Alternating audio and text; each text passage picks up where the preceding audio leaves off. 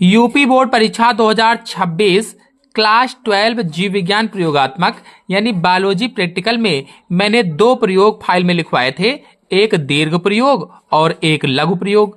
और दीर्घ प्रयोग में आपने लिखा था प्याज के मूलाग्र की अस्थायी स्लाइड बनाकर उसके कोशिका विभाजन की विभिन्न अवस्थाओं का अध्ययन करना। तो इसमें कोशिका विभाजन की विभिन्न अवस्थाओं का अध्ययन करना है। और एक लघु प्रयोग में पराग कणों के अंकुरण का अध्ययन करना है। तो देखिए, जब कोशिका विभाजन आप फाइल में लिखोगे एक दीर्घ प्रयोग प्याज के मूलाग्र वाला, तो हो सकता है उस पर वाइवा क्वेश्चन पूछ ले। तो कोशिका विभाजन पर कैसे वाइवा क्वेश्चन पूछेगा, कौन कौन से क्वेश्चन पूछ सकता है, चलिए आपको बताते हैं। कोशिका विभाजन पर वाइवा क्वेश्चन, पहला क्वेश्चन पूछ सकता है आपसे कोशिका विभाजन कितने प्रकार का होता है। तो आप बताइए कोशिका विभाजन 2 प्रकार का होता है, एक तो समसूत्री यानी माइटोसिस डिवीजन और दूसरा अर्धसूत्री विभाजन यानी मियोसिस डिवीजन। 2 प्रकार का कोशिका विभाजन हो गया, माइटोसिस एंड मियोसिस यानी समसूत्री और अर्धसूत्री कोशिका विभाजन। अब अगर आपसे प्रश्न उसने पूछा कि समसूत्री विभाजन मानव शरीर में कहां होता है, एग्जामिनर ने आपसे पूछा कि जो समसूत्री कोशिका विभाजन है, जो माइटोसिस डिवीजन है, ये मानव शरीर में कहां पर होता है, तो आप बताएंगे मानव की कायिक कोशिकाओं में होता है, यानी पूरे शरीर की कोशिकाओं में, केवल जनन कोशिकाओं को छोड़कर। जो जनन की कोशिकाएं होती हैं उनको छोड़कर से सभी कोशिकाएं कायिक कोशिकाएं होती हैं। फिर अगला है अर्धसूत्री विभाजन किन कोशिकाओं में होता है। तो जो अर्धसूत्री विभाजन है या मियोसिस डिवीजन है, ये केवल जनन कोशिकाओं में पाया जाता है, जननी कोशिकाओं में होता है, ये आप बता देना। फिर अगला क्वेश्चन क्या पूछ सकता है, फिर अगला क्वेश्चन एग्जामिनर पूछ सकता है अर्धसूत्री विभाजन की पैचिटीन अवस्था में गुणसूत्रों की रचना में क्या परिवर्तन होता है।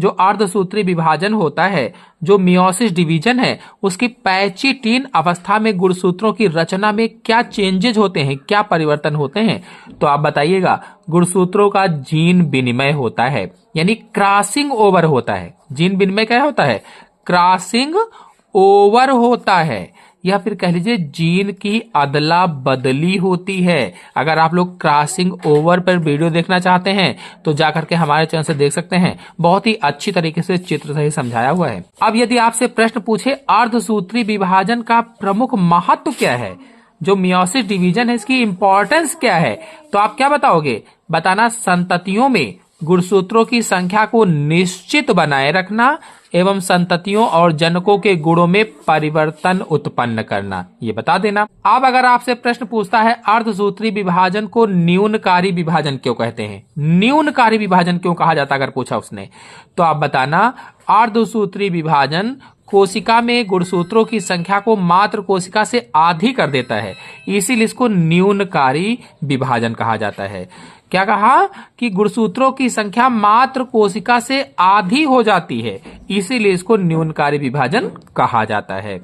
अगर अगला प्रश्न पूछा जाए आपसे कि अर्धसूत्री विभाजन द्वितीय को समसूत्री विभाजन क्यों कहा जाता है, तो अर्धसूत्री विभाजन में गुणसूत्र की संख्या में कोई परिवर्तन नहीं होता है, कोई चेंजेस नहीं होता है, इसीलिए उसको समसूत्री विभाजन कहा जाता है। अब अगर आपसे क्वेश्चन पूछे कि किस प्रकार के कोशिका विभाजन में कोशिकाओं का 2 बार विभाजन होता है, तो आप याद रखिएगा जो अर्धसूत्री कोशिका विभाजन है, जो मियोसिस डिवीजन होता है, मियोसिस डिवीजन जो होता है उसमें कोशिका विभाजन में 2 बार कोशिकाओं का विभाजन होता है। और फिर प्रश्न पूछ सकता है आपसे कि अर्धसूत्री विभाजन के पश्चात एकमात्र कोशिका से कितनी कोशिकाएं बनती, इंपॉर्टेंट क्वेश्चन है ये वाला, पूछ सकता है अर्धसूत्री विभाजन के पश्चात एकमात्र कोशिका से कितनी कोशिकाएं बनती हैं, तो 4 पुत्री कोशिकाएं बनती हैं या 4 डॉटर सेल का निर्माण होता है, ये बताइएगा। अगर आपसे प्रश्न पूछता है वृषण में शुक्राणु निर्माण की क्रिया का नाम बताइए, जो पुरुष के वृषण होते हैं उसमें शुक्राणु निर्माण की क्रिया का नाम क्या है, तो आप बताना शुक्र जनन या स्पर्मेटोजेनेसिस कहा जाता है, स्पर्मेटोजेनेसिस। अगर आप लोग शुक्र जनन या शुक्राणु जनन या स्पर्मेटोजेनेसिस पर वीडियो देखना चाहते हैं तो हमारे चैनल से जाकर के देख सकते हैं। अब अगर आपसे एग्जामिनर प्रश्न पूछता है कि सूत्री विभाजन कोशिका में किससे प्रारंभ होता है, तो आप बताइएगा केंद्रक से प्रारंभ होता है या न्यूक्लियस से प्रारंभ होता है। अगर एग्जामिनर पूछता है कि समसूत्री विभाजन नाम किसने दिया था, तो फ्लेमिंग ने दिया था, बताइएगा, फ्लेमिंग ने। अगर पूछा जाता है आपसे प्रश्न कि केंद्रक कला तथा केंद्रिका किस अवस्था में विलुप्त हो जाते हैं, तो पूर्व पश्चावस्था में, ये समसूत्री विभाजन की बात की गई है, तो पूर्व पश्चावस्था में विलुप्त हो जाते हैं। समसूत्री विभाजन कहां होता है अगर पूछा जाए, तो समसूत्री विभाजन कायिक कोशिकाओं में होता है। तो आप बताना कायिक कोशिकाओं में। अगर प्रश्न पूछता है कि क्रोमैटिन गुणसूत्रों में कैसे परिवर्तित होते हैं, तो आप बताइएगा जल के त्याग एवं कुंडलन द्वारा क्रोमैटिन गुणसूत्रों में बदल जाते हैं। फिर अगर आपसे प्रश्न पूछे कि समसूत्री विभाजन समान विभाजन क्यों कहलाता है, तो आप बताइएगा गुणसूत्रों की समान संख्या पुत्री कोशिकाओं में मात्र कोशिका के समान बनी रहती है, इसीलिए समान विभाजन कहलाता है। अगर आपसे प्रश्न पूछा जाए समसूत्री विभाजन की सबसे लंबी अवस्था कौन सी है, सबसे लंबी अवस्था, तो प्रोफेज अवस्था सबसे लंबी अवस्था होती है। प्रश्न पूछा जाए प्याज में समसूत्री विभाजन हेतु कौन सा भाग लेते हैं, तो मूल गोप वाला भाग लेते हैं। मूलाग्र में मूल गोप वाला भाग लेते हैं। अब देखिए इसमें एक लघु प्रयोग था, एक स्लाइड पर पराग कणों के अंकुरण का अध्ययन। तो पराग कण पर वाइबा नेक्स्ट वीडियो में लेकर के आएंगे।